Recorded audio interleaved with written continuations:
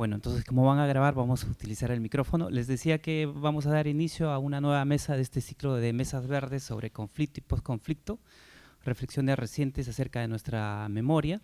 Dini Casencios, que es el promotor de la mesa, el que ha pensado todo este calendario a lo largo del año, lamentablemente no ha podido estar hoy día, me ha pedido que los acompañe y para mí es un gusto obviamente estar aquí acompañando a este grupo. En esta ocasión tenemos a Sebastián Madueño. Él nos va a hablar sobre perspectiva temporal futura en mujeres sentenciadas por el delito de terrorismo en un establecimiento penitenciario de Lima. Lo voy a presentar brevemente a Sebastián, aunque creo que aquí ya muchos lo conocen igual. Bueno, él es licenciado en Psicología Clínica por la Pontificia Universidad Católica del Perú. Además, ahí tiene los estudios completos de maestría en Intervención Clínica Psicoanalítica. Es predocente y asistente de docencia también en la Universidad Católica, además de la Universidad Antonio Ruiz de Montoya. Ha participado en diversas investigaciones con el Grupo de Investigaciones en Psicología Forense, también de la Universidad Católica del Perú, a través del cual también realizó sus prácticas preprofesionales en psicología clínica en el establecimiento penitenciario Chorrillos Anexo, donde se encuentran o encontraban recluidas las mujeres participantes de la investigación, que fue, entiendo, su tesis de licenciatura. Después de la intervención de Sebastián, nos acompaña Nathalie Mesa. Ella va a ser la comentarista, ¿no?, como se estila en la dinámica de estas mesas verdes. También la presento brevemente. Ella es licenciada en Psicología Clínica y egresada de la Maestría de Estudios Generales de la Pontificia Universidad Católica del Perú. También es docente universitaria y miembro del Grupo de Investigación de Psicología Forense y Penitenciaria, también de la Universidad Católica, y se especializa en intervención y evaluación psicológica con niños, adultos y miembros de la comunidad LGTBIQ.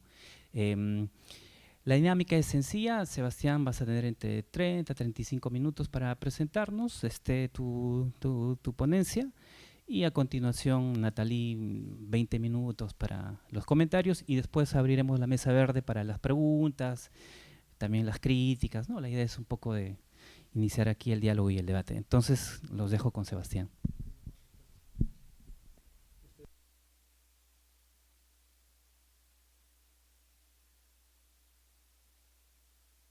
Ahora sí se escucha, ya, sí. Bueno, Marcos, gracias por la presentación, por acompañarnos. También agradezco a Dini que si bien no está acá, ha organizado el evento y me invitó. Y gracias a Nathalie por participar y a quienes han venido también. Bueno, como decía Marcos, esta es una investigación empírica que realicé para hacer mi tesis de licenciatura en el año 2011, cuando era practicante de psicología en el penal donde estaban recluidas las mujeres que han participado, ¿no? Entonces, creo que un primer dato que es relevante es que la investigación haya sido hecha hace 7 años y que a pesar de eso sea un tema actual. Es relevante porque justamente estamos pensando las perspectivas temporales sobre el futuro. Entonces, la perspectiva temporal futura, creo que hay que definirla para poder entender la idea, ¿no? Plantea que las personas se representan en el futuro de cierta forma y tienen contenidos o pensamientos, o deseos y temores respecto del futuro. Y que podemos pensar que estas representaciones del futuro son conflictos actuales, son conflictos presentes. ¿Sí? Bien. A través de los cuales podemos pensar la subjetividad de las personas, ¿no? Ya. La investigación se enmarca, o sea, el instrumento que usé es el método de inducción motivacional, o el MIM, que fue elaborado por Nután en el 85 y adaptado al Perú por Martínez en el 2004. Este instrumento consiste de un cuadernillo con 30 frases incompletas para inducir las motivaciones, o sea, deseos y temores de las personas que participan, ¿no? Son frases como, por ejemplo, yo deseo, yo temo, desearía, me gustaría mucho, etcétera, etcétera, y que cada participante puede completar. O sea, como una prueba escrita. Participaron 24 mujeres sentenciadas. Un primer tema que es importante, creo, ya que estamos hablando de un tema sensible, plantear la terminología, ¿no? hablar de terrorismo, conflicto armado interno, es un tema muy sensible. El título de la investigación es Perspectiva temporal futura en mujeres sentenciadas por delito de terrorismo, porque es la nominación oficial de la sentencia que ellas cumplen, ¿no? O que cumplían. Entonces, creo que un objetivo de esta investigación ha sido pensar la subjetividad, las motivaciones de estas mujeres, lo cual también es un tema sensible porque busca humanizarlas. Entonces, en un escenario donde la reparación a las personas, a las familias directamente víctimas del conflicto armado no es un proceso terminado, creo que es muy difícil poder pensar a estas mujeres desde una perspectiva humana. Y creo que parte de los resultados de esta investigación van o sea, la intención es tratar de complejizar eso, ¿no? Bueno. Entonces, participaron 24 mujeres sentenciadas por delito de terrorismo, todas participaron voluntariamente. El criterio de inclusión para participar en la investigación fue que tuvieran al menos 10 años de prisión efectiva para agudizar la problemática. O sea que tras un tiempo largo de reclusión, cómo pensar el futuro, ¿no? Cómo representárselo. No sé si les interesa saber temas como la confiabilidad, eso creo que lo puedo pasar, ¿no? ¿Les interesaría? ¿Sí? Ok, entonces, este instrumento lo que hace es, las personas que participan completan las frases incompletas, ¿no? Yo desearía tal cosa, temo tal cosa, y el autor propone un abanico de categorías para categorizar justamente las respuestas, ¿no? Que son las motivaciones que él ha identificado como parte del espectro motivacional. Por ejemplo, temas relacionados con el contacto interpersonal, con el desarrollo de sí mismo, con el trabajo, con el ocio. Y aparte, el instrumento permite que cada investigador, en cada investigación, se planteen categorías nuevas para atrapar la sensibilidad de la población, ¿no? Entonces, en este caso, yo creo que la categoría, no sé si el nombre es el más afortunado, la categoría de establecimiento penitenciario, que ahora la voy a explicar. Entonces, como decía, las respuestas de las participantes se agrupan en categorías.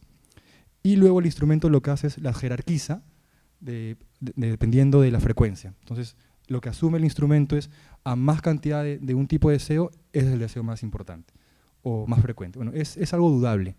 Tiene algo de cierto, pero no podríamos decir que un deseo o un temor que aparece menos no tenga suficiente relevancia para pensar aspectos muy importantes de las participantes, ¿no?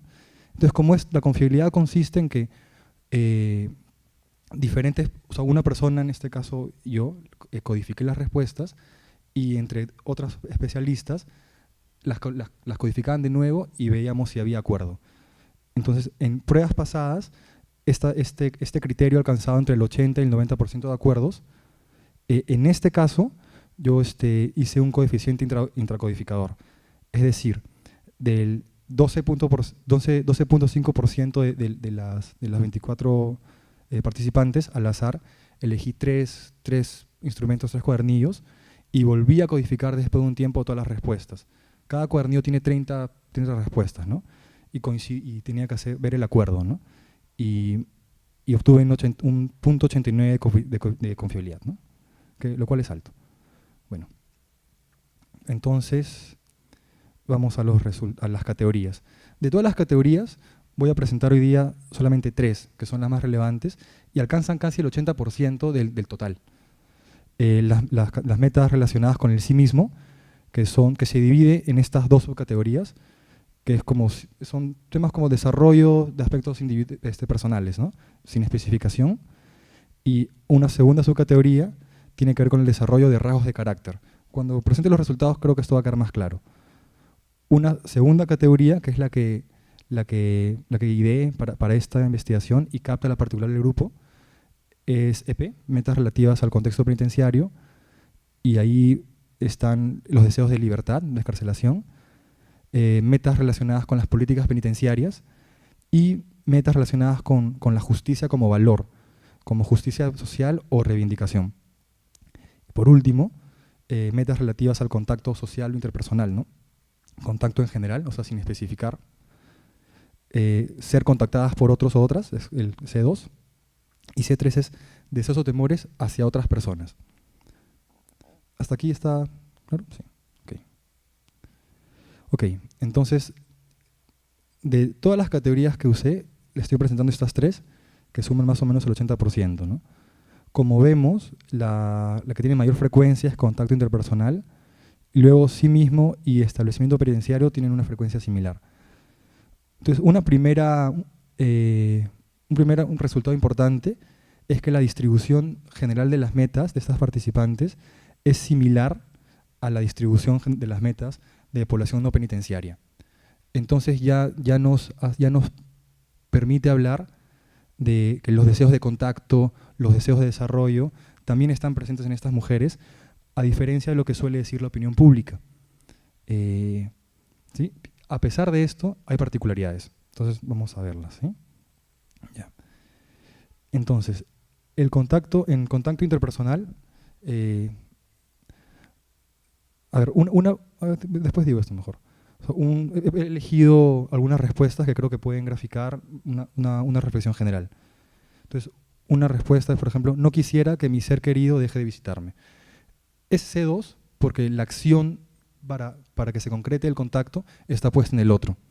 Entonces, esto nos habla de la capacidad de agencia de estas mujeres para impactar en sus metas, específicamente en este, ¿no? Entonces, aprovecho para plantear una cuestión teórica, ¿no?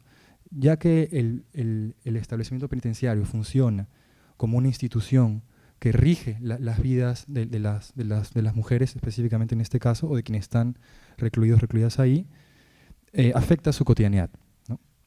En este caso se ve en el hecho de que en este tipo de respuestas apunte a que el contacto se concrete a través de la acción del otro.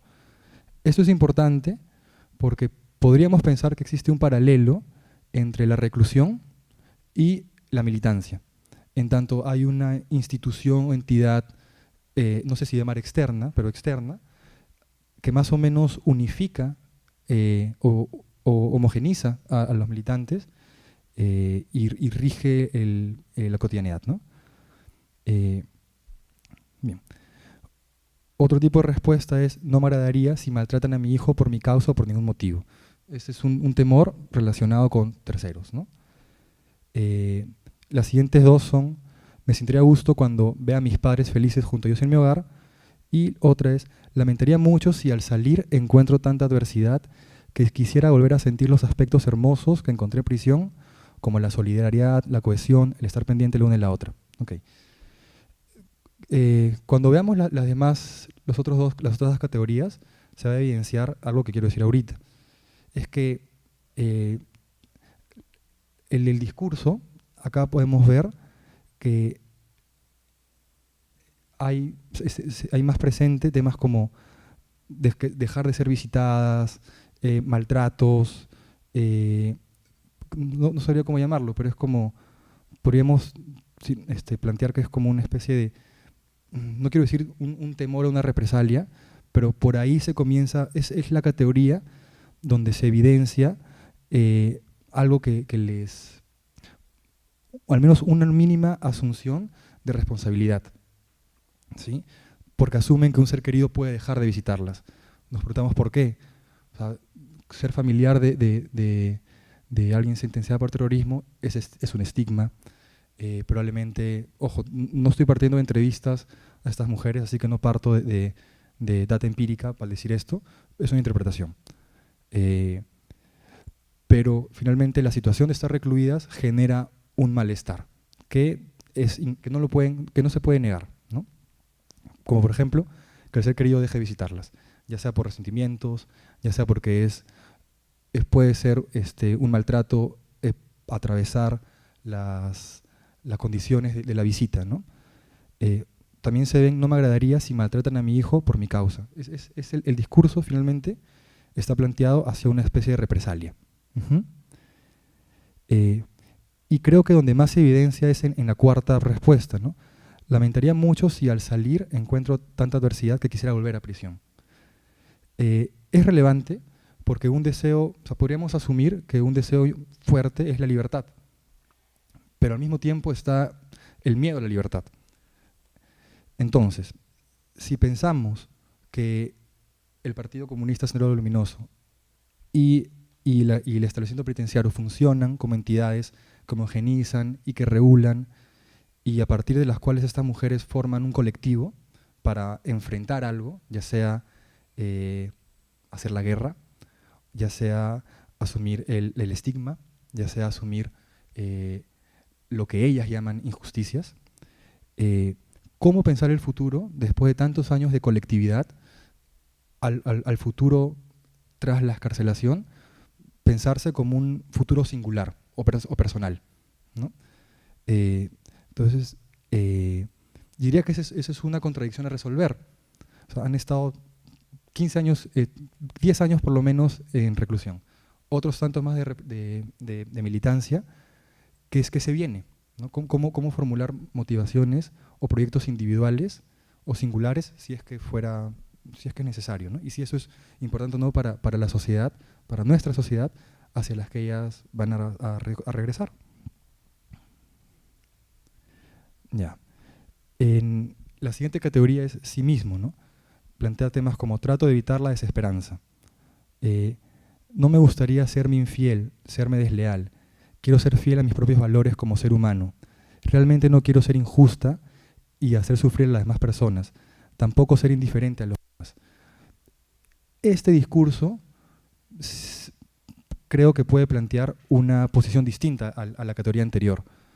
En el sentido en que si bien cosas como la desesperanza plantean un ánimo, ¿cómo llamarlo? No feliz, por así decirlo, se presentan, creo, sin asumir la violencia de la que han sido parte, ¿no? Temas como serme infiel, ser fiel a mis principios, ¿cómo? Ser injusta y hacer sufrir a los demás, uno podría pensar que hay los que no estarían asumiendo sus acciones para alcanzar la reconciliación que ellas también buscan en la libertad, ¿no? Ahora, pensando justamente en la colectividad y uniéndolo con la categoría anterior, en la que plantean cómo dentro del establecimiento penitenciario pueden encontrar cosas como la solidaridad que temen no encontrar afuera. Esto creo que podemos explicarlo al pensar cómo en la colectividad que conforman se sostienen tal vez podríamos decir hasta una identidad, ¿no? Que probablemente no es la misma colectividad que la de hace 15 años, o hace 20 años, antes de su encarcelamiento. Y, por último, la categoría de establecimiento penitenciario justamente es la que es más sensible a la particularidad de esta población, ¿no? Hay ejemplos, hay respuestas como yo espero salir pronto de este establecimiento penitenciario, es directamente la libertad.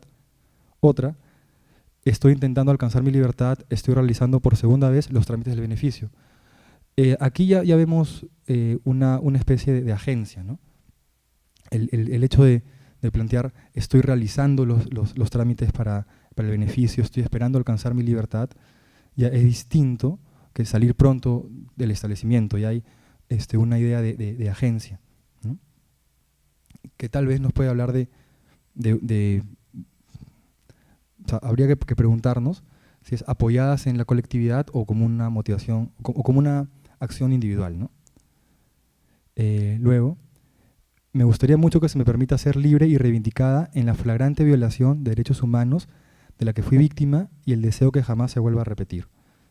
Justamente creo que esa es una de las respuestas más duras de escuchar, ¿no? Porque si bien la CBR, investigaciones admiten que estas mujeres han sido víctimas de torturas, en entre otras cosas, en este discurso no está presente la asunción de su responsabilidad, ¿no? Entonces, ¿cómo plantearnos una reconciliación en estos términos?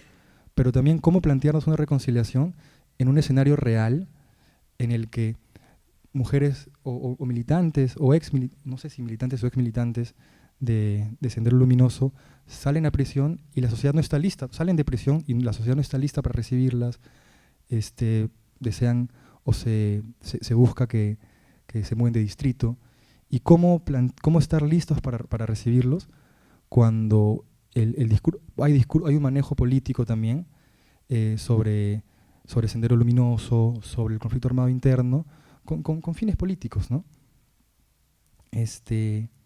Y si el proceso de reparación a las personas directamente afectadas, directamente digo, porque finalmente la sociedad completa está afectada, pero a familiares de personas que han muerto, desaparecidos, si ese proceso de reparación no está completo. ¿Cómo hacerles un espacio para pensar la reconciliación, ¿no? Bueno, sigo, ¿no? Otro ejemplo de esta categoría de respuestas es: yo quisiera que nuestra situación mejore, que se restituyan los beneficios penitenciarios, y me disgustaría mucho si nos recortan la visita. Nuevamente, estas respuestas dan cuenta del manejo que tiene la institución total, que es el establecimiento penitenciario, sobre la cotidianidad de estas mujeres, ¿no? Bueno, estos son los resultados de la investigación. En líneas generales, lo que estos resultados muestran es que hay deseos singulares, en el sentido de regresar. Hay que tomar en cuenta también que no es que estas respuestas vengan de entrevistas, sino de respuestas escritas, lo cual también aumenta la deseabilidad social, o sea, de decir parcialmente lo que es más fácil de escuchar. Pero muchas hablan de volver a sus familias, del miedo ante la excarcelación, pero también se plantea como ellas llaman, la solidaridad del grupo que conforman como mujeres sentenciadas por terrorismo, que para mí es importante distinguir de militantes, ¿no? Para pensar la humanidad de estas mujeres. Justamente, una de los datos que en la prueba se solicitaban es que ellas expliciten su vinculación con el partido, ¿no? O sea, si están vinculadas o no. Y ninguna quiso responderlo. Creo que esto es llamativo porque, o sea, podemos pensarlo de varias formas, ¿no? En prisión, el colectivo la sostiene para enfrentar los temores, lo que ellas llaman maltratos, el recorte de beneficios y finalmente el día a día tras tantos años de reclusión, ¿no? Entonces puede ser muy difícil, creo, manifestarse como desvinculadas. O también puede ser muy difícil manifestarse como vinculadas porque trae todo el estigma, ¿no? Entonces ahí está, creo, la contradicción. Y también como un dato aparte de la investigación, o sea, no es un dato que salió de la investigación, sino en una conversación que tuve con una de ellas, una vez me dijo, ¿no? Pero yo cómo me arrepiento, yo cómo puedo arrepentirme, si me arrepiento me destruyo, ¿no? Y es cierto, o sea, sí, entonces no sé si es, y cómo pensar esta dificultad de arrepentirse, que para esta mujer, y probablemente para el grupo sería destruirse, porque es asumir, pucha, haber hecho la guerra, ¿no? En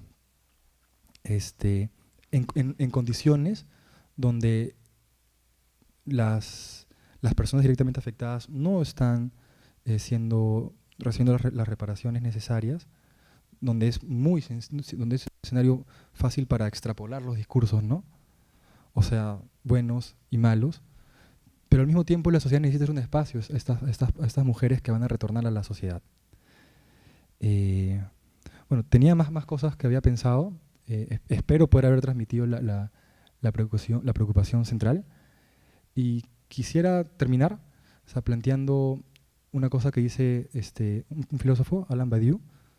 Él plantea cómo que la historia no se repita, además de ser un tema de memoria, es un tema de pensamiento. ¿Sí? O sea, no es necesario solamente recordar lo que ha pasado, es necesario repensarlo, pensarlo desde las diferentes voces, desde los diferentes actores de la historia. Y a lo que esta investigación apunta es a pensar la subjetividad de estas mujeres desde una humanidad que a partir de estos resultados muestra similitudes con población no penitenciaria. Pero pensar a estas mujeres como provistas de humanidad es un tema muy sensible también. Y bueno, después, habiendo dicho esto, le paso la voz a Nati. Y bueno, nada más. Gracias.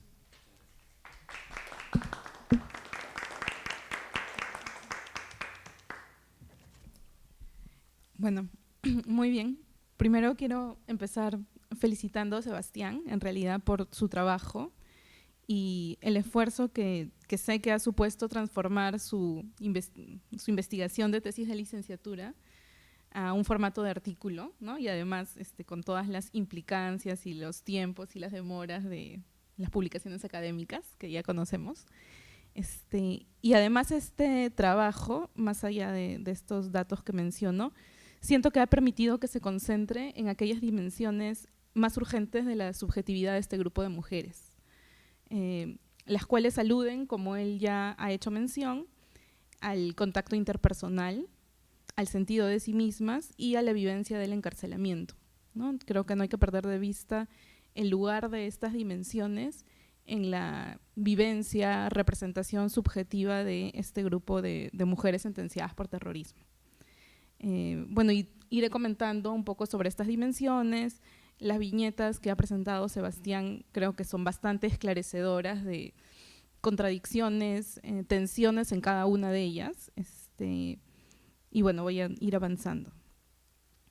Yo creo que en la investigación, en el trabajo académico y en las discusiones que se esperaría que este trabajo académico genere en general, siento que las preguntas a veces son más importantes, más interesantes, más sugerentes y más recordables en algunos casos también que las respuestas, ¿no? Las respuestas pueden variar, pueden, no sé, caer en desuso, qué sé yo, pero las preguntas son centrales y son uno de los principales aportes de cualquier investigación.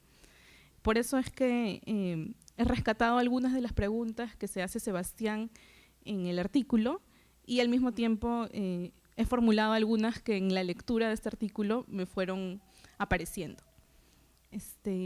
Una de las primeras preguntas que Sebastián se plantea y que me quedó dando vueltas en la cabeza y no sé, la he como ido desagregando, ha sido cómo representarse el futuro tras más de 15 años de prisión efectiva y otros más de militancia. Me pareció una pregunta potente y además es una pregunta que me parece bien sugerente, provocadora, porque creo que coloca en un mismo plano esta idea de cómo representarse el futuro tras más de 15 años de prisión efectiva y otros más de militancia, coloca en un mismo plano, en un mismo nivel, la militancia de estas mujeres en Sendero Luminoso con el encarcelamiento, ¿no? Es como si en este cuestionamiento, en esta pregunta, Sebastián nos dijera o se recrea en el imaginario de los lectores una idea de la militancia como un primer encierro, seguido de la prisión efectiva en un establecimiento penitenciario de máxima seguridad, ¿no? Hay como dos encierros en la vida de estas mujeres, ¿no? Que se visibilizan a partir de esta pregunta. Yo creo que esta pregunta hace alusión a estas dos experiencias como manifestaciones de regímenes y discursos cerrados o instituciones totales, ¿no? Citando a Goffman, que también Sebastián recoge dentro de su trabajo. Entonces, pensar en hacer una representación totalitaria de la cárcel y también de la militancia, de este tipo de militancia además.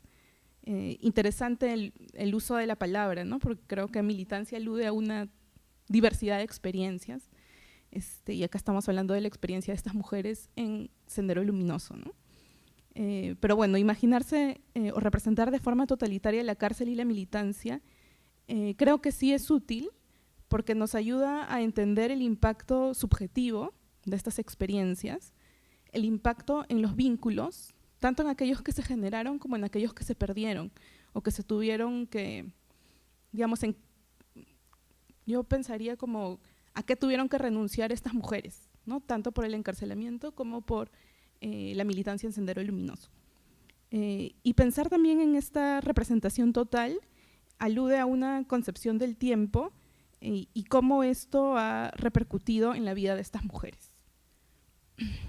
Siento que la incertidumbre para representarse el futuro, que es recurrente en las viñetas que trae Sebastián y, digamos, en la lectura del artículo, sobre todo el futuro que viene después de la excarcelación, la incertidumbre, las contradicciones para representárselo, creo que radica en la incapacidad para poder adscribirse a una narrativa que es común en la cárcel, que es la posibilidad o fantasía de retomar la vida previa al encierro, ¿no? Muchas personas, hombres, mujeres encarcelados,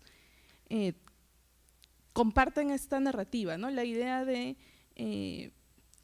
saliendo de la cárcel retomar una continuidad, ¿no? Retomar una vida previa, y esto no les es posible a las mujeres encarceladas o sentenciadas por el delito de terrorismo, ¿no? Porque no pueden, o sea, no es posible reconectar con estas personas y experiencias que se han visto interrumpidas por su encarcelamiento. Esta posibilidad queda anulada en este caso porque estas mujeres que Sebastián de manera recurrente en la investigación las identifica como una colectividad, no pueden regresar a la vida que antes tuvieron, justamente porque esta ha sido proscrita. Esta vida ha sido sancionada, y su sanción es uno de los, y además eso es como potente, la sanción de esta vida, tipificada como un delito, es uno de los pocos puntos de acuerdo en nuestra idea de nación, en esta idea que construimos y defendemos, ¿no? En nuestro proyecto nacional, probablemente los colores políticos nos hagan deslindar en una serie de cosas, pero no en la lucha contra el terrorismo, ¿no? Y eso es un tema importante. Frente a esto también hago eco de una pregunta que siento que ya otros se han hecho en relación a este mismo tema. ¿Qué oportunidades hay para estas mujeres luego de cumplir con sus condenas? ¿Tenemos la responsabilidad como sociedad de generar estas oportunidades o no? ¿Y cuál sería el camino para hacerlo? Por otro lado, sigo dándole vueltas a esta pregunta inicial de Sebastián, que equipara encierro y militancia, porque me hizo pensar en el impacto de ciertas experiencias de vida en la producción de subjetividades. ¿Hay algún momento en el texto en el que se hace referencia a la militancia y al encarcelamiento como, cito, instancias externas a ellas que moldean o restringen sus perspectivas de futuro individuales? Cierro la cita. Sin embargo, yo me quedo, esa idea me dio, no sé, estuvo dando vueltas en mi cabeza, ¿no? La idea de la militancia y el encierro como externas a ellas. Sin embargo, luego de 15 o más años de encierro, y además siendo capaces de decir cosas como aspectos hermosos que encontré en prisión, siento que es una frase bien decidora de la valoración que le han dado a esta experiencia y el afecto con el que uno carga ciertas vivencias, ¿no? Después de 15 años en la cárcel, tal vez sí es posible pensar en aspectos hermosos dentro de ella, ¿no?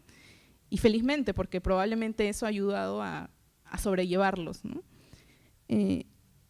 Bueno, entonces luego de 15 o más años de encierro y siendo capaces de valorar positivamente la amistad y la resistencia que han construido, las complicidades que han construido en este espacio, y por otro lado, pensando en el nivel de involucramiento y compromiso que supone haber participado de Sendero Luminoso, me hago otra pregunta, ¿no? ¿Qué tanto podemos referirnos a estos hitos, al encarcelamiento y a la militancia, como instancias externas realmente? ¿No será que aquellas instancias que moldean y restringen nuestra perspectiva a futuro, como dice Sebastián, vienen también de adentro? Para pensar esto me ayudó mucho, y como para darle una revisión teórica a esta idea del adentro y del afuera, me ayudó mucho el concepto de extimidad planteado por Lacan. La extimidad o lo éxtimo alude a una paradoja de aquellas experiencias que están en el interior y a la vez son externas. Lacan y Miller, que utilizan este concepto, toman como ejemplo paradigmático de la extimidad la experiencia psicoterapéutica, ¿no? El encuentro analítico. En esta experiencia, el sujeto descubre cómo el exterior se encuentra también en su fuero interno. Esta paradoja de cómo la militancia y el encierro están adentro y están afuera, creo que está al centro de la representación que estas mujeres hacen de sí mismas y de su entorno, y además de las expectativas a futuro que emergen en correspondencia. Siento que el trabajo de Sebastián recoge también esta paradoja y además la coloca en lo que él denomina como el núcleo del conflicto de la reconciliación. Entonces Sebastián dice, las participantes, al no asumir su despliegue de violencia, no solo se mantienen en una posición de víctimas de una injusticia, sino que preservan una imagen de sí como mujeres cuyo sacrificio, es decir, la violencia desplegada y su encarcelamiento, devela las injusticias sociales y allana el camino a la justicia social. Si desagregamos esta cita, se encuentra en primer lugar la idea de la violencia como un costo necesario para encaminarse hacia una transformación social, y que además al no querer ser asumido este costo por la sociedad, es vivido por esta colectividad como un sacrificio, una cuestión de valientes, que configura una representación y narrativa heroicas, de inmolación y de trascendencia. Además, esta representación, ¿no? Este como mito épico fundacional del Sendero Luminoso, considero que dificulta en algunos casos, o en muchos tal vez, el reconocimiento de la responsabilidad personal. Sería algo así como, si subordiné mi identidad individual a una lucha colectiva, ¿por qué ahora me juzgan individualmente? Así, el peso del estigma de la identidad terrorista y la pesadumbre que éste genera suele ser depositada en otros significativos, ¿no? Como los hijos y los padres que sufren allá afuera, ¿no? Como si no se sufriera acá dentro de la cárcel, ¿no? Tal vez es más fácil, tal vez es hasta ahí donde se pueden permitir una suerte de arrepentimiento, si es que cabe el término. Creo que Sebastián en algún momento mencionó que el arrepentimiento tal vez es muy difícil de asumir porque sería una suerte de desintegración, ¿no? Si me arrepiento, me destruyo. Asimismo, las acciones de Sendero Luminoso ciertamente no pueden limitarse a comprensiones intimistas, desconectadas del funcionamiento social. Frente a esto surge la pregunta, ¿cómo conjugar la responsabilidad personal por las acciones violentas con el reconocimiento de que el terrorismo sí constituye un síntoma social? Este rechazo a vernos como sociedad en ciertos espejos creo que se reproduce no solo en nuestra relación con el terrorismo, sino en otros conflictos sociales, que nos cuesta también asumir responsabilidad como sociedad. Y bueno, como pensar en el trabajo de otros es pensar en el trabajo de uno mismo, puedo tender puentes entre la situación de este grupo de mujeres y otras que he podido conocer de cerca como parte del trabajo de campo de mi tesis de maestría. Se trata de mujeres encarceladas por tráfico ilícito de drogas. Según el primer censo penitenciario del año 2016, del total de mujeres sentenciadas, el 25% lo está por tráfico ilícito de drogas y cerca del 21% se encuentra procesada por el mismo delito, ¿no? Son dos condiciones jurídicas, sentenciada y procesada. En ambas condiciones jurídicas se trata del delito con mayor porcentaje en la población femenina. En el caso de los hombres, el delito más frecuente es el de robo agravado. En este caso, se plantea una situación de vulnerabilidad que puede ser analizada desde una perspectiva de género, ¿no? Me refiero a la vulnerabilidad de las mujeres en el tráfico ilícito de drogas. En este sentido, en la cadena delictiva del narcotráfico, las mujeres burriers, que además fueron el grupo específico de mi estudio de tesis, se encuentran más expuestas a ser encarceladas. Sin embargo, estos encarcelamientos, como ya sabemos, no atacan la raíz del problema ni desmantelan las mafias del narcotráfico, que pueden estar emparentadas con altas esferas del poder en nuestro país, además. Nuevamente, la abyección que produce la criminalización y el encarcelamiento nos exime de la responsabilidad y el esfuerzo de pensar en verdaderas soluciones al narcotráfico y, en este caso, al terrorismo, ¿no? En el caso de la propuesta y la investigación de Sebastián. Tampoco busco con este dato caer en el cliché carcelario o social de decir que mujer es igual a víctima, porque creo que es perverso y poco constructivo. Considero entonces que el acierto del trabajo de Sebastián es que tampoco cae en estos facilismos, sino que busca acercarse a la complejidad, a la humanidad de este grupo continuamente deshumanizado. Para esto voy a cerrar con una reflexión acerca de la idea de agencia, que también Sebastián ha traído. Según Tromsdorf, la agencia está relacionada con la perspectiva temporal futura, en tanto el futuro imaginado puede o no experimentarse como accesible y consecuente de las propias acciones. Aquí, en el caso de las mujeres sentenciadas por el delito de terrorismo, hay un reconocimiento de su capacidad de agencia en la medida en que consideran que pueden modificar sus circunstancias vitales desde la cárcel, ya sea exigiendo un mejor trato y el reconocimiento de derechos por parte del sistema y personal penitenciario, o solicitando, por ejemplo, beneficios penitenciarios para recuperar su libertad, ¿no? Esa sería una dimensión de su agencia dentro del establecimiento. En esta lucha reconocen además como indispensable el apoyo en su colectividad, ¿no? Y pensaba cómo tal vez la idea de colectividad dentro de la cárcel se ha resignificado en su interacción con internas que están por otros delitos, por ejemplo. No obstante, reconocerse parte de este grupo, del grupo de mujeres sentenciadas por terrorismo, que es su fuente de identidad y soporte, implica seguir cargando con una imagen estigmatizada, lo que desdibuja sus posibilidades, ¿no?, de reinserción social, como se suele decir. El INPE plantea que cuando alguien sale de la cárcel se reinserta socialmente.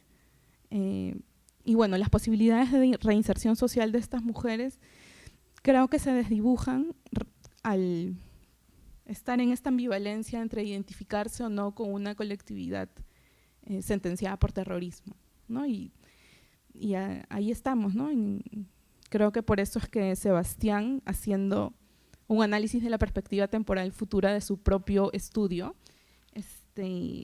reconoce esta idea de que, a pesar de que la investigación empírica se hizo hace 7 años, todavía es un tema actual y relevante, ¿no? Y bueno, con eso concluyo para abrir a los comentarios de todos y todas.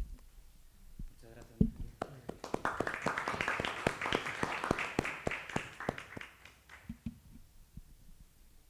Bueno, la mesa está abierta. Preguntas, comentarios, lo que gusten.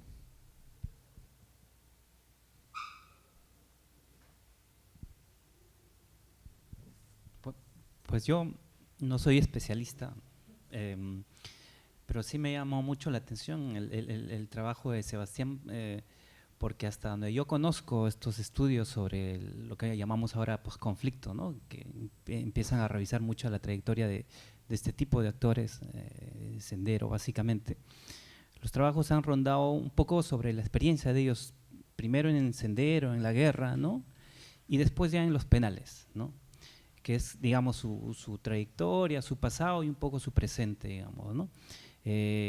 Y esta ola, digamos, de trabajos muy importantes que intentan hacer lo que tú estás haciendo también, que es presentar el lado más humano de estos actores, ¿no?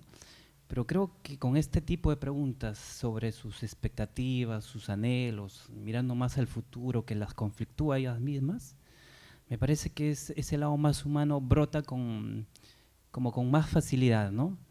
Quizás cuando se les pregunta sobre su pasado, este intento de catarsis es como muy duro, pero por lo mismo que tú rescatabas en tu comentario, ¿no? Es un pasado sancionado, cerrado para la sociedad, no sé si para ellos, pero para gran parte de la sociedad, digamos, como estancadas, ¿no? Ahí, pero es como el futuro, es que les abre este lado como eso, ¿no? Lo más humano.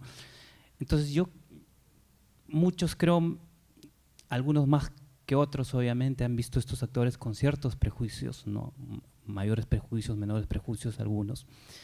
Pero tú, ¿no? De tu expectativa como investigador, al momento que enfrentaste esto, digamos, ¿esperaste este tipo de respuestas, este lano humano, digamos, tú creías que iba a aflorar?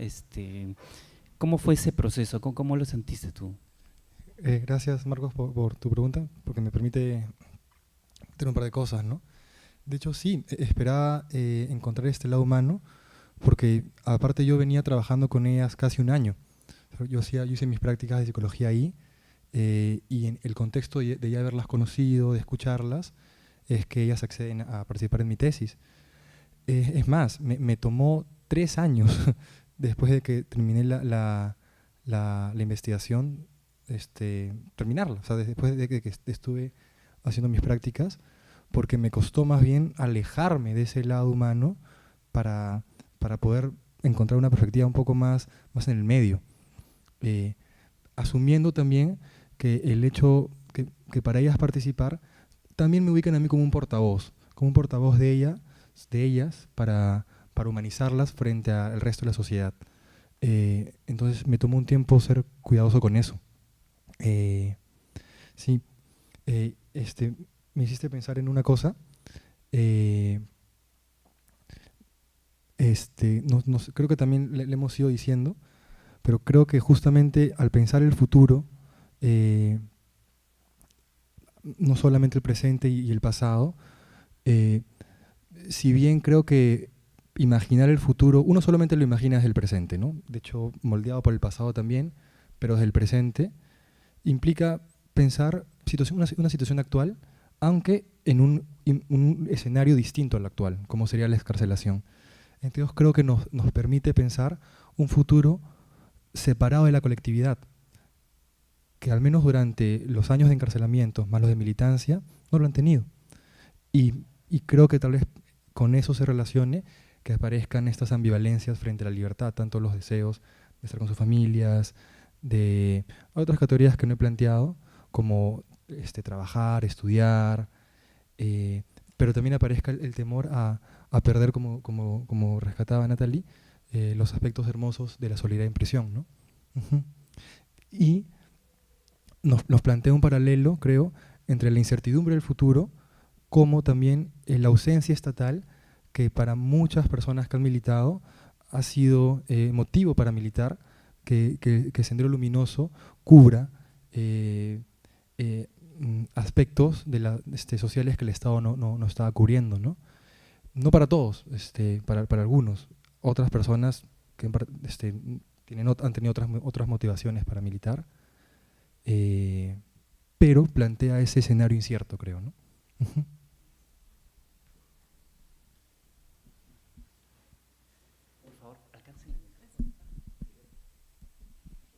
Ok, gracias. Bueno, compartimos, somos colegas, entonces yo en realidad soy historiadora y además virreinal, o sea, es mi especialidad de historia virreinal, sin embargo también he hecho estudios sobre derechos sexuales, pero bueno, esa es otra cosa. Y en realidad justamente parte de tus conclusiones me lleva a reflexiones para nosotros bastante teóricas en ese aspecto, por ejemplo, las temporalidades, ¿no? Lo del futuro y la memoria histórica. Entonces, en ese sentido, me parece bastante interesante porque, o sea, yo sé que obviamente lo que te voy a decir es virreinal y esto es totalmente contemporáneo, pero rápidamente se me ocurría las monjas virreinales que vivían en clausura, estas mujeres que a partir de los 14 años, ¿no? Van a vivir en un espacio que nunca más van a salir jamás, ¿no? Y ahí incluso van a morir, pero que tienen un protagonismo en la sociedad. Aquí, en cambio, más bien son personas, más bien mujeres, ¿no? Bastante marginadas y en ese sentido hasta invisibilizadas, ¿no? Entonces, ponerlas a ellas como protagonistas de justamente esa parte de marginalidad que en nuestro país además tiene diversidades con respecto a las aristas, ¿no? De la posición, porque si hablamos de marginalidades, en realidad también podríamos ahí hablar muchísimas cosas, pero en ese aspecto me parece también interesante, y esa es un poco la pregunta que te iba a hacer, y propiamente por ser mujeres de género femenino, que si consideras que tienen como una perspectiva particular, porque en la cuestión del futuro está ligado a la modernidad, ¿no? Y entonces en este lado de la modernidad es ver el futuro, la cuestión incluso del progreso, ¿no? Aunque eso está peleado actualmente porque en realidad hay todo un pesimismo y por eso que, por ejemplo, me siento privilegiada porque yo puedo ver desde el siglo XVI, XVII cómo los discursos sobre el indio se repiten en el siglo XXI, ¿no? Entonces, algo que, aunque tiene diferentes temporalidades, sin embargo, se pueden rastrear, ¿no? Y en ese sentido, por eso te decía, tal vez, cómo estas mujeres están viendo, porque muchas veces también en las mismas feministas señalamos que a veces las mujeres no tienen como una visión de futuro lineal. Muchas veces porque tenemos, por ejemplo, la cuestión colectiva para nosotros es muy importante, ¿no? Siempre nos manejamos la familia, o sea, en realidad la cuestión colectiva. En cambio, los varones generalmente tienen una visión como a veces más individual. Y ahí, justamente a partir de lo que me acaban de señalar, como que empiezo a reflexionar y pareciese, ¿no?, que este tipo de afirmaciones ¿no?, tuvieran como validez, ¿no?, justamente, sobre todo en mujeres que estamos en realidad señalando que, o sea, tienen que sobrevivir, ¿no? Porque la cuestión del trauma, y ahí justo incluso te iba a sugerir leer La Capra, por ejemplo, o sea, por ejemplo, la cuestión del trauma en la memoria histórica, que son estas mujeres totalmente ensalzadas, o sea, me parece interesantísimo eso, ¿no? Obviamente no les permite como verse ni encajarse en ningún lugar, ¿no? O sea, disculpen aquí, pero incluso estas son peor que prostitutas, ¿no? O sea, en el sentido de que no encajan en nada, o sea, digamos, la marginalidad de la marginalidad, porque también son, o sea, no las permiten ser. Y eso digamos, para un individuo aquí es como, pero es cierto, o sea, lo que acabas de señalar es totalmente cierto, o sea, ellas son, de alguna forma, tienen una posición tan marginal que creo que en la historia en general, en nuestro país, o sea, una cosa es ser invisibilizado, como muchas veces las mujeres, y bueno, no solamente las mujeres, todos los grupos subalternos lo han estado haciendo, pero negarles la existencia de alguna forma, como no, porque no se quiere como comprender, visibilizar, o sea, ni siquiera no visibilizar porque queremos cerrar todo, ¿no? Y sobre todo en discursos tan conservadores, incluso fascistas, que todavía tenemos y que estamos viendo que en los últimos años han surgido, pues me genera por eso muchísima bulla. Disculpa que o sea, haga ese tipo de reflexiones así como muy de aquí por allá, pero sí me ha causado como muchas cosas interesantes y bueno, muchísimas gracias por ambos, porque también disfruté tu comentario. Bueno, voy a tratar de seguir la reflexión, ¿sí?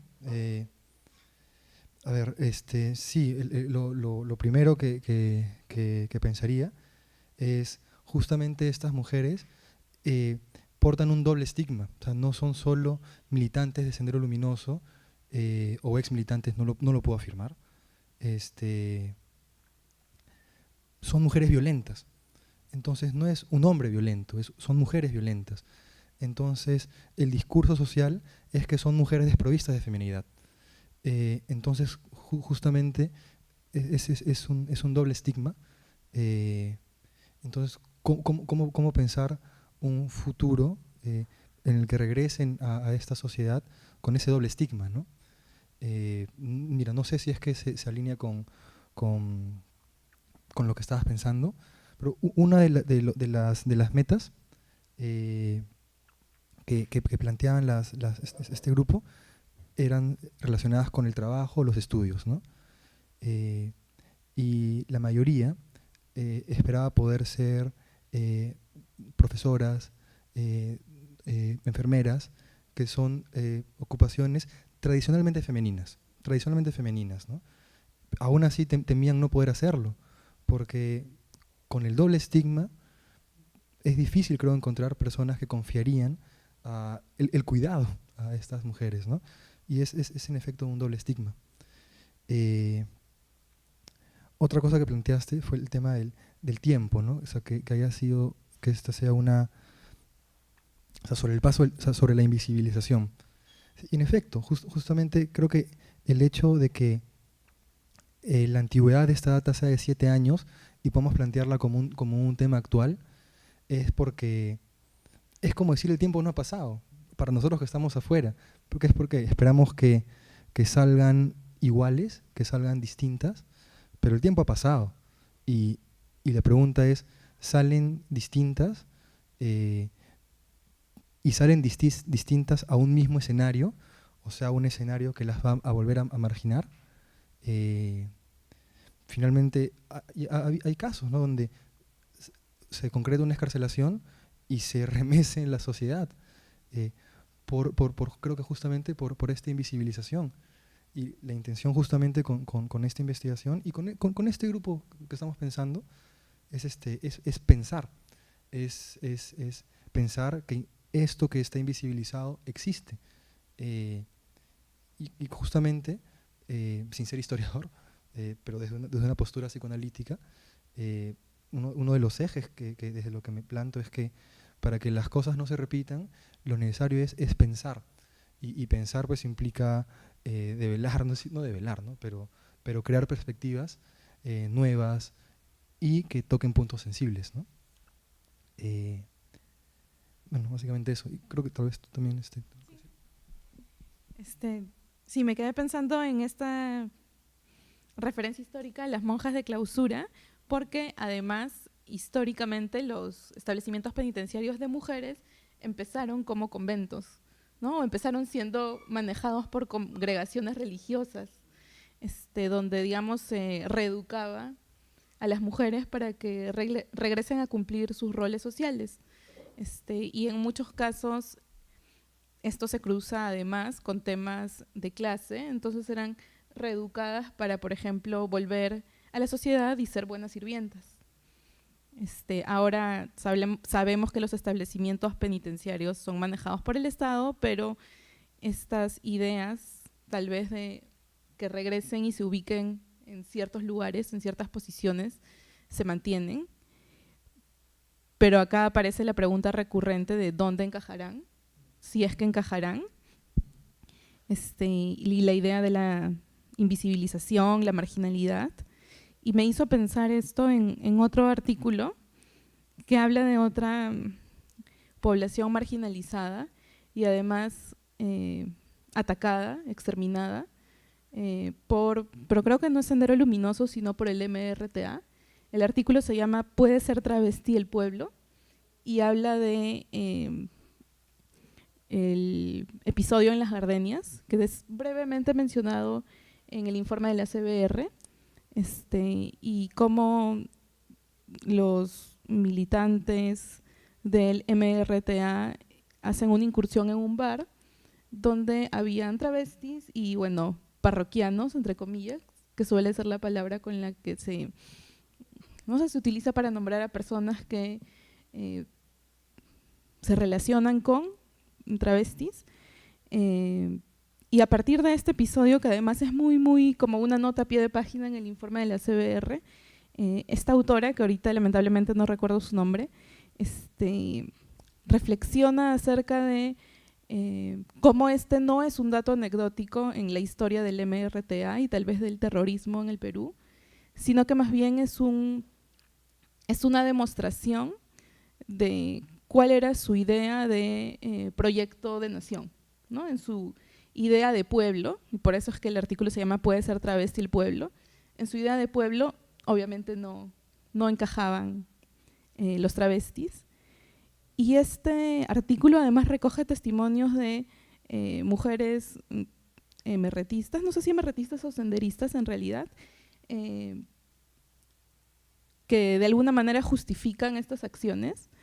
Y sin embargo la autora muy provocadoramente reflexiona que las mujeres en estos proyectos, tanto del MRTA como de Sendero, si bien los defendían, paradójicamente no eran las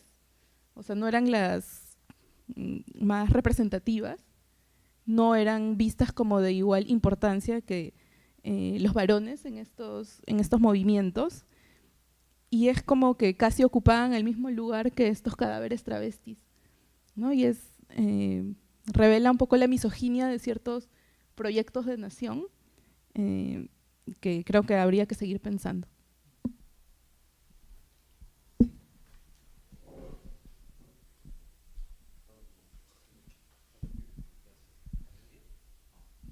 Sí. Primero él.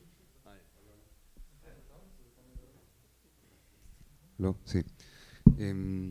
Bueno, primero felicitarte, Sebastián, por tu trabajo y Natalie por tus comentarios.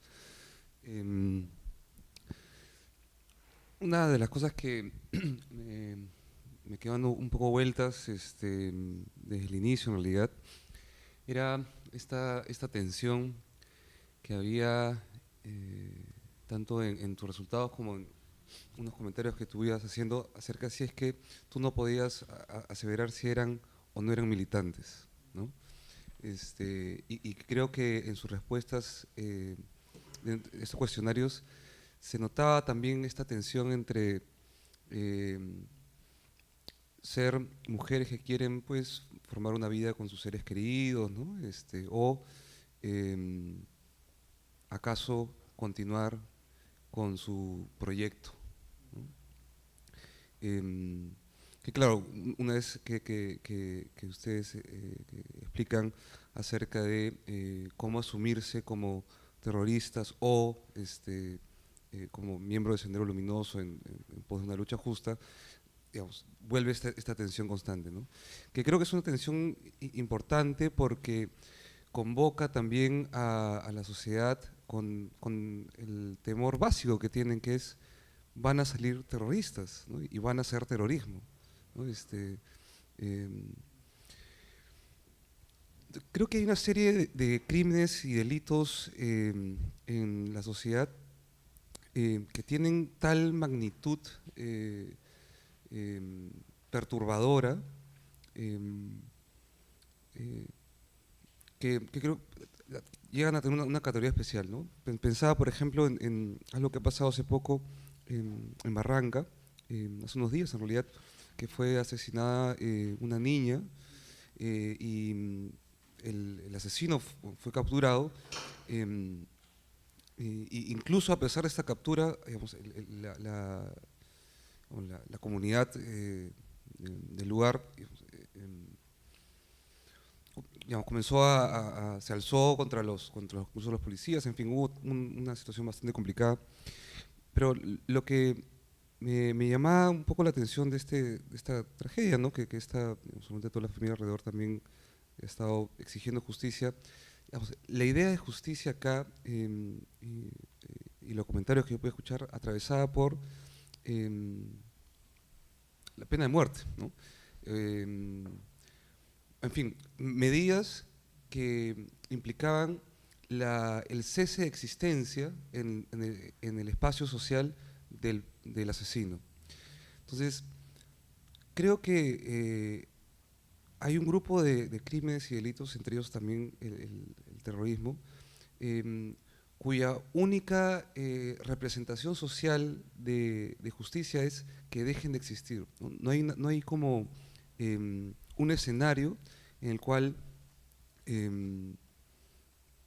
su presencia en la sociedad exista, ¿no? Entonces, yo asumo que la perspectiva temporal futura es una construcción que tiene tanto fuentes individuales como sociales, ¿no? Porque finalmente uno proyecta sus deseos a futuro dentro de las opciones que la sociedad te brinda. ¿Cómo es que pueden generarse perspectivas temporales futuras en mujeres encarceladas por el delito de terrorismo cuando no hay una sociedad? O sea, ¿qué tipo de perspectivas temporales futuras pueden generarse? O sea, noto ahí como una suerte de paradoja, ¿no? O sea, ¿acaso también estamos nosotros condenando a que se perpetre este tipo de la continuación de la militancia, ¿no? Al no tener un espacio social sobre el cual uno pueda proyectar su futuro, ¿no? Entonces, creo que hay como una serie de delitos cuyos efectos no pueden ser pensados del todo y que deja pues en un limbo a la suerte en realidad de lo que venga, algo que en realidad sí debería ser como una responsabilidad de la sociedad pensar qué pasa cuando salen, ¿no? No sé qué idea puedes tener a partir de esto que te comento.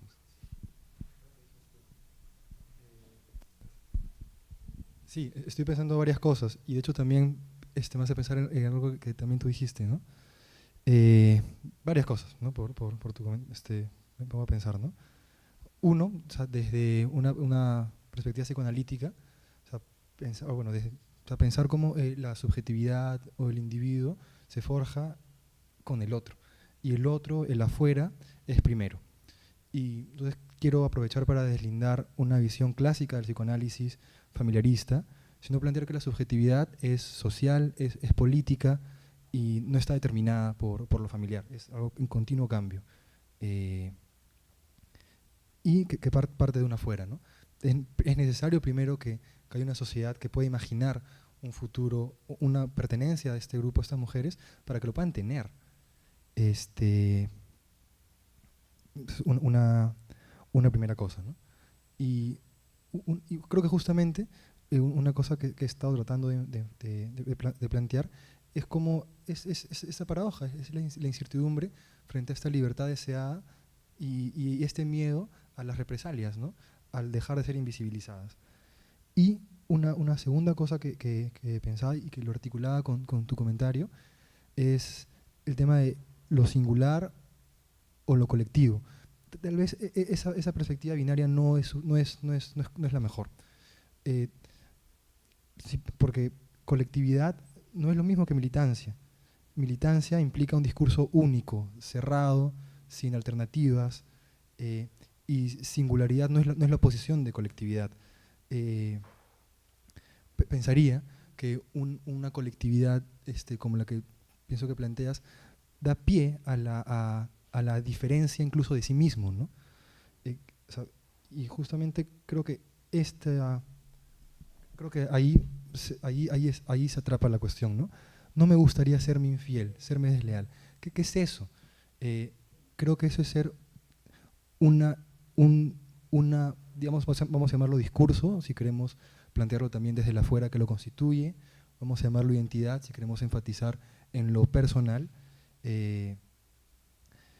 pero finalmente creo que un espacio, o sea, no sé, creo que al hablar, esta respuesta alude a una cuestión única, cerrada, sin posibilidades, ya sea por un discurso único, como el de Sendero al cual han militado, o militan, como el de la cárcel, que las homogeniza, y como una identidad incierta, ¿no? Que sería distinto a un colectivo del cual pueden pertenecer, pero que no es el único aspecto de su vida. Bueno, básicamente eso, ¿no? Hola. ¿Qué tal? No, justamente lo que acabas de decir está un poco vinculado a mi pregunta.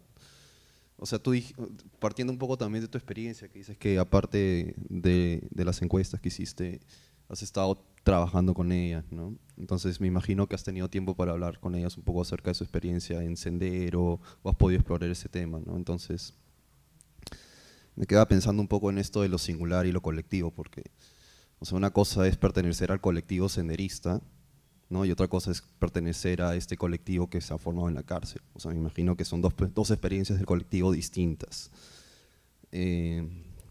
Sendero es un colectivo que hasta cierto punto, como tú dices, ¿no? Es una militancia, discurso único, jerarquías, ¿no? En cambio, en este caso, por lo que incluso dices que en la cárcel es distinto, ¿no? Incluso dicen que han encontrado cosas hermosas, ¿no? O sea, hasta cierto punto la cárcel es una institución resocializadora, ¿no? O sea, que te permite permite un proyecto personal. Entonces, en ese sentido, me preguntaba cómo es que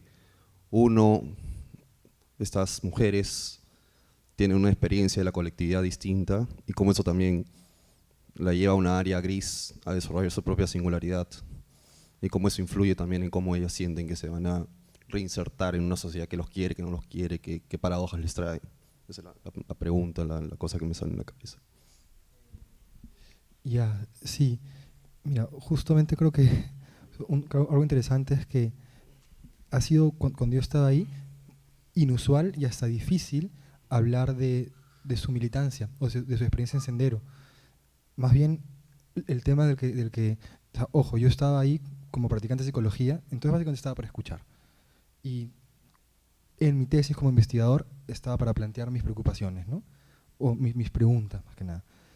Entonces, creo que el hecho de que con muy pocas personas y después de mucho tiempo de escucharlas, me hablaron un poquito más de su experiencia en Sendero, da cuenta de lo delicado que es el tema y de lo frágil, de lo distinta que es la colectividad que conforman como mujeres sentenciadas por terrorismo y la colectividad como mujeres militantes, y tal vez de la imposibilidad de criticar la colectividad en un escenario como el penitenciario, donde necesitan de la colectividad para sostenerse y enfrentar.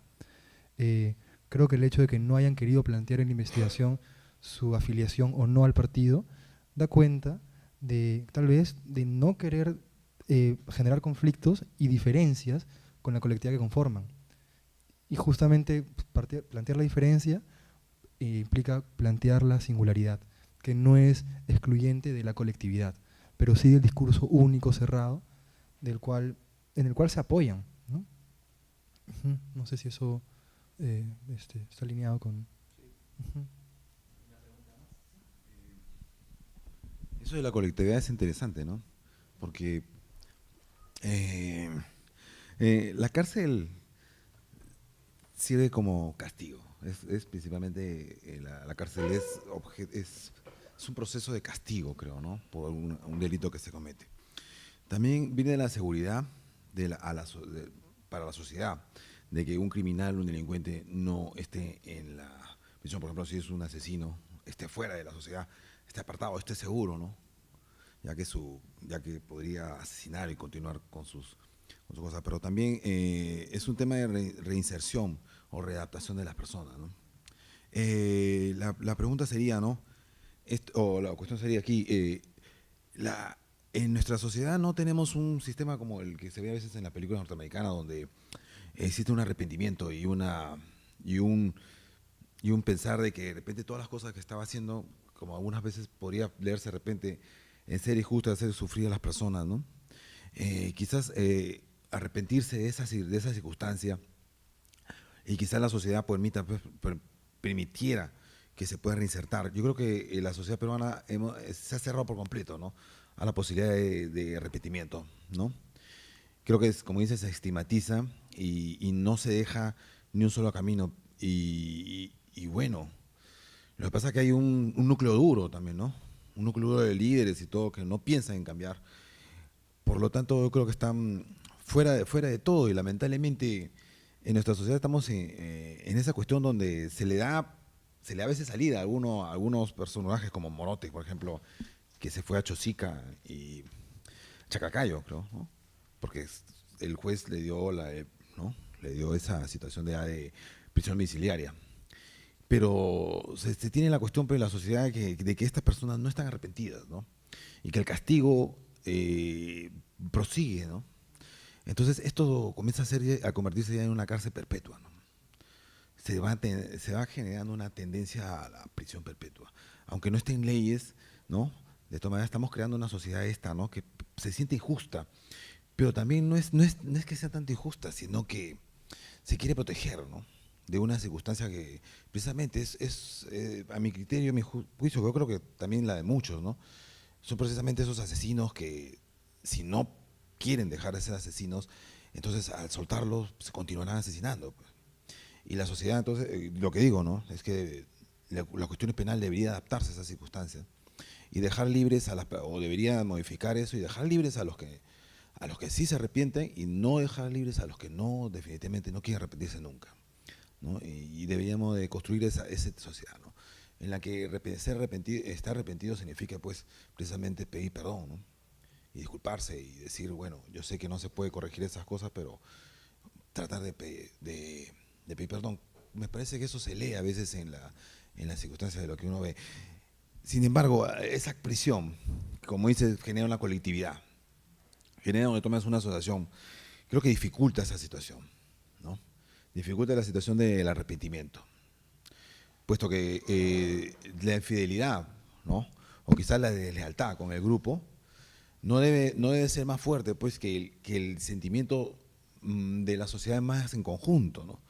Porque no se debe cumplir, generalmente uno no debe estar solamente ser fiel o leal a un solo grupo, sino fiel a la sociedad en su conjunto, ¿no? Y creo que se ha perdido esa situación. Lamentablemente eso lo pierden también por cuestiones sociales de grupo, se pierde esa circunstancia, ¿no?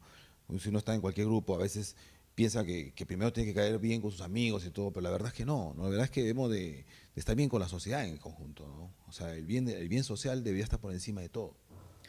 Y esa colectividad o esa forma de analizar el proceso penitenciario, el proceso de castigo, el proceso de prisión, creo que no está bien diseñada, puesto que no debería haber una colectividad en principio, no debería haber una colectividad, debería haber la capacidad de renunciar a esa colectividad, ¿no? Y no sé si en la cárcel podría haber un sistema de amenaza interna que ayude a fortalecer esa colectividad, es decir, no cumples con eso, entonces de repente te castigo, te opera un castigo interno. Bah, con eso, ¿cómo se va a arrepentir alguien si tienes ahí está difícil de salirse de ese embrollo, de esa circunstancia, ¿no? Por culpa de amenazas internas, por culpa de una prisión dentro de otra prisión. La prisión de la colectividad dentro de una prisión en sí, encerrada. Creo que debería de haber un replanteamiento de repente del sistema penitenciario de tal manera que asegure esa circunstancia de que pueda haber un arrepentimiento. Y creo que también eso sería importante para ver, para las personas que sí estuvieran arrepentidos, pues arrepentidos de matar, me refiero, ¿no? No creo que sea bueno, o sea, hay que diferenciar lo que es bien, lo que está bien y lo que está mal. Y definitivamente no estoy queriendo estigmatizar ni nada de esas circunstancias, ¿no? Pero definitivamente las ideologías no pueden pasar pues por el daño a la sociedad mismo, ¿no? Las cosas se pueden cambiar, pero no creo que con un límite, ¿no? Social, ¿no? Socialmente aceptable. Entonces, yo creo que revisar el proceso de esos procesos sociológicos dentro de la misma prisión sería interesante, ¿no? De replantear, ¿no? Digo, esos procesos de readaptación, de arrepentimiento y de no colectividad, no de búsqueda de la colectividad por encima de todo. Recordemos también que hay una psicología de muchedumbres, una psicología de multitudes y una psicología individual, que son aparte. Entonces la psicología de colectividad es la psicología de las masas, donde de repente buscan un culpable donde no lo hay, o están en plena cacería de brujas, o temas como la cohesión, a pesar de las cosas alrededor, que no estén de acuerdo individualmente, o sea, el no racionar, el solamente seguir una pauta por seguir, sin entender de por sí qué es lo que está haciendo, es una psicología de multitudes. que es una psicología de la colectividad, que es diferente a una psicología individual. Entonces, el sistema penitenciario debería asegurar eso, ¿no? Debería asegurar que las personas no estuvieran presas de su propia prisión colectiva, de grupo. Bueno. Sí, gracias. Voy a tratar de continuar también con una reflexión breve. Sí, en efecto, el resto de la sociedad no podemos seguir de cerca cómo es el proceso, no sé si de singularización o de arrepentimiento o de reflexión de estas mujeres, ¿no? Lo que sí creo es que en términos legales la pena privativa es la sanción estipulada. Y en términos no solamente políticos, ¿no? Sociales, humanos, esa sanción no es suficiente, porque no se presta suficiente atención a las víctimas de Sendero Luminoso, que es el primer paso, creo, para poder pensar a estas mujeres, para poder darles un espacio a estas personas, ¿no? en la sociedad. Y en efecto, exigir el arrepentimiento es justo para una sociedad tan herida, pero también atrincherarse en la colectividad puede ser la única estrategia de sobrevivencia con discursos polares, ¿no? Si la única exigencia es arrepiéntete, cambia o nada, los discursos se extreman. Entonces creo que hace falta crear condiciones para el arrepentimiento o la reflexión del pensamiento, que creo que va por la línea, por ejemplo, de lo que plantea Felipe, o lo que hemos estado planteando. Es necesario hacer un espacio para imaginar, para visibilizar a estas mujeres, ¿no? También es necesario para pensar el miedo a que la violencia resurja, preguntarnos por este tipo de respuestas, de frases, donde no reconocen su violencia, pero viéndolas, creo, en tensión con otras respuestas donde, o en un contexto donde no hay espacio para pensar su propia violencia, sus propias acciones.